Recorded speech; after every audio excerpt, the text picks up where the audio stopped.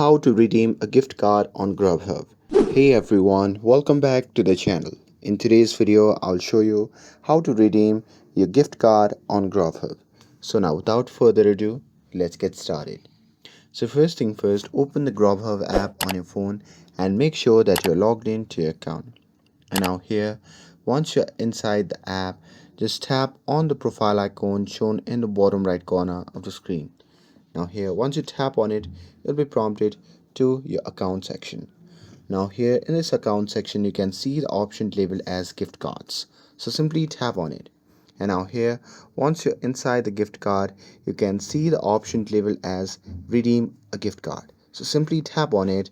And now here on the new page, simply enter the gift card code.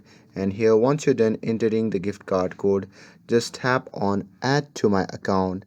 And after that, a message will show your updated gift card and account balance, and your next order will automatically use this credit. And that's it. That's how you can redeem a gift card on Grubhub. With this, if you found this video helpful, then don't forget to like, share, and subscribe to get updated for more videos.